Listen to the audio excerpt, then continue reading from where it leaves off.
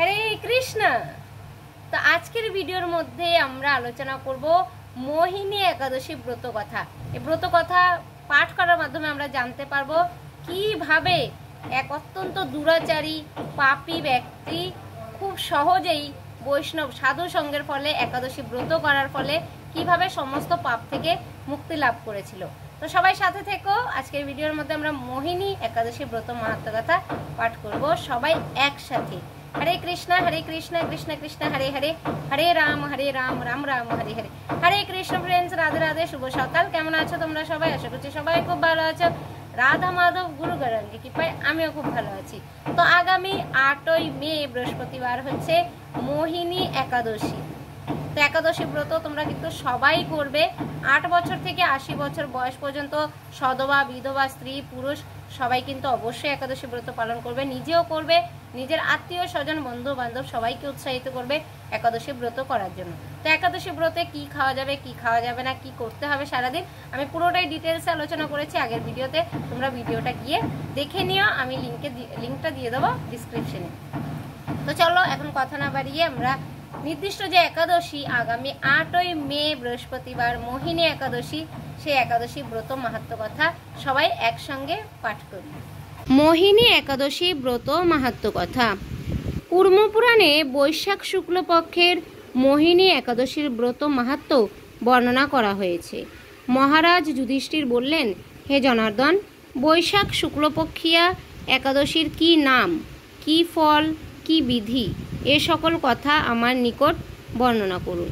উত্তরে ভগবান শ্রীকৃষ্ণ বললেন, হে ধর্মপুত্র, আপনি আমাকে যে প্রশ্ন করেছেন, পূর্বে শ্রী রামচন্দ্রও বশিষ্ঠের কাছে এই একই প্রশ্ন করেছিলেন। তিনি জিজ্ঞাসা করেছিলেন, হে মুনিবর, আমি জনক নন্দিনী সীতার বিরহজনিত কারণে বহু দুঃখ পাচ্ছি, তাই একটি উত্তম ব্রতের কথা আমাকে বলুন, যার দ্বারা সর্ব পাপ ক্ষয় ও সর্ব দুঃখ বিনষ্ট হয়। এই কথা শুনে বশিষ্ঠদেব বললেন, হে রামচন্দ্র, তুমি উত্তম প্রশ্ন করেছ। যদিও তোমার নাম গ্রহণেই মানুষ পবিত্র হয়ে থাকে, তবুও লোকের মঙ্গলের জন্য তোমার কাছে সর্বশ্রেষ্ঠ ও পরম পবিত্র একটি ব্রতের কথা বলছি। বৈশাখ মাসের শুক্লপক্ষিয়া একাদশী মোহিনী নামে প্রসিদ্ধা। এই ব্রত প্রভাবে মানুষের সকল পাপ দুঃখ ও মোহজাল অচিরেই বিনষ্ট হয়। তাই মানুষের উচিত সকল পাপ ক্ষয়কারী ও সর্ব দুঃখ বিনাশিনী এই একাদশী ব্রত পালন করা। একাগ্র চিত্তে তার মহিমা তুমি শ্রবণ করো। এই কথা শ্রবণ মাত্রেই সমস্ত পাপ বিনষ্ট হয়। পবিত্র সরস্বতী নদীর তীরে ভদ্রাবতী নামে এক সুশোভনা নগরী ছিল। চন্দ্রবংশজাত ধৃতিমান নামে এক রাজা সেখানে রাজত্ব করতেন। সেই নগরীতেই ধনপাল নামে এক বৈশ্য বাস করতেন। তিনি ছিলেন পুণ্যকর্মা ও সমৃদ্ধিশালী ব্যক্তি। তিনি নলকূপ, জলাশয়, উদ্যান, মঠ ও গৃহ ইত্যাদি নির্মাণ করে দিতেন। তিনি ছিলেন বিষ্ণু ভক্তি পরায়ণ ও শান্ত প্রকৃতির মানুষ। সুমনা, দ্যুতিমান, মেধাবী, সুকৃতি ও ধৃষ্টবুদ্ধি নামে তার 5 জন পুত্র ছিল। পঞ্চম পুত্র ধৃষ্টবুদ্ধি ছিল অতি দুরাচারী। সে সর্বদা পাপ কার্যে লিপ্ত থাকত। পরস্ত্রী সঙ্গী, বেশ্যাসক্ত, লম্পট ও দ্রুতক্রিয়া প্রভৃতি পাপে সে অত্যন্ত আসক্ত ছিল। দেবতা, ব্রাহ্মণ ও পিতামাতার সেবায় তার একেবারেই মতি ছিল না। সে অন্যায় কার্যে রত, দুষ্ট স্বভাব ও পিতৃধন ক্ষয়কারক ছিল। সবসময় সে অভক্ষ ভক্ষণ ও সুরাপানে মত্ত থাকত। পিতা ধনপাল একদিন পথ চলছিলেন। হঠাৎ তিনি দেখতে পেলেন ধৃষ্টবুদ্ধি এক বেশ্যার গলায় হাত রেখে নিঃসংকোচে ঘুরে বেড়াচ্ছে। তার নির্লজ্জ পুত্রকে এভাবে চৌরাস্তায় ভ্রমণ করতে দেখে তিনি অত্যন্ত মর্মাহত হলেন। এই কুস্বভাব দর্শনে ক্রুদ্ধ হয়ে তিনি তাকে গৃহ থেকে বার করে দিলেন। তার আত্মীয় স্বজনও তাকে পরিত্যাগ করল। সে তখন নিজের অলঙ্কার আদি বিক্রি করে জীবন অতিবাহিত করত। কিছুদিন এইভাবে চলার পর অর্থ অভাব দেখা দিল। ধনহীন দেখে সে বেশ্যাগণও তাকে পরিত্যাগ করল। অন্ন বস্ত্রহীন ধৃষ্টবুদ্ধি ক্ষুধা তৃষ্ণায় অত্যন্ত কাতর হয়ে পড়ল। অবশেষে নিজের গ্রামে সে চুরি করতে শুরু করল। একদিন রাজপ্রহরী তাকে ধরে বন্দি করল, কিন্তু পিতার সম্মানার্থে তাকে মুক্ত করে দিল। এভাবে বার কয়েক সে ধরা পড়ল ও ছাড়া পেল, কিন্তু তবুও সে চুরি করা বন্ধ করল না। তখন রাজা তাকে কারাগারে বদ্ধ করে রাখলেন। বিচারে সে কষাঘাত দণ্ড ভোগ করল। কারাভোগের পর অন্যান্য উপায়ে ধৃষ্টবুদ্ধি বনে প্রবেশ করল। সেখানে সে পশু পাখি বধ করে তাদের মাংস ভক্ষণ করে অতি দুঃখে পাপময় জীবনযাপন করতে লাগল।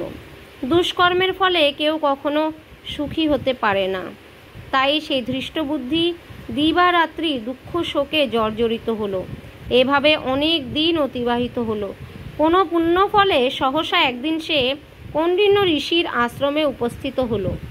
বৈশাখ মাসে ঋষিবর গঙ্গা স্নান করে আশ্রমের দিকে প্রত্যাবর্তন করছিলেন। শোকাকুল ধৃষ্টবুদ্ধি তার সম্মুখে উপস্থিত হলো।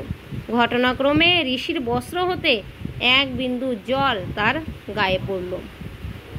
সেই জল স্পর্শে তার সমস্ত পাপ দূর হলো। হঠাৎ তার শুভ বুদ্ধির উদয় হলো।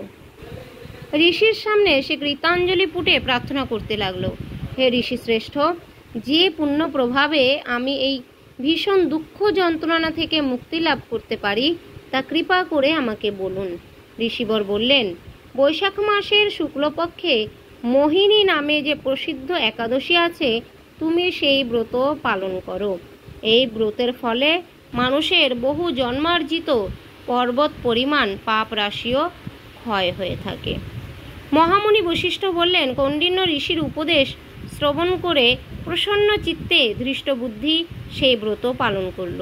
হে মহারাজ রামচন্দ্র, এই ব্রত পালনে সে নিষ্পাপ হলো, দিব্য দেহ লাভ করল। অবশেষে গরুড়ে আরোহণ করে সকল প্রকার উপদ্রবহীন বৈকুণ্ঠ ধামে গমন করল। হে রাজন, ত্রিলোকে মোহিনী ব্রত থেকে আর শ্রেষ্ঠ ব্রত নেই। যজ্ঞ, তীর্থস্থান, দান ইত্যাদি কোনো পুণ্যকর্মই এই ব্রতের সমান নয়। এই ব্রত কথার শ্রবণ কীর্তনে সহস্র গোদানের ফল লাভ হয়। হরি বল। জয় শ্রী মোহিনী একাদশী ব্রত কথা কি জয়। হরে কৃষ্ণা। তো আমরা সবাই মিলে পাঠ করলাম মোহিনী একাদশী ব্রত মাহাত্ম্য কথা। তো এই ব্রত কথা পাঠ করে আমরা জানতে পারলাম যে সমস্ত রকমের আমাদের জানতে হোক অজান্তে হোক সমস্ত রকমের পাপ থেকে আমরা মুক্তি লাভ করতে পারবো শুধুমাত্র এই একাদশী ব্রত করার মাধ্যমে।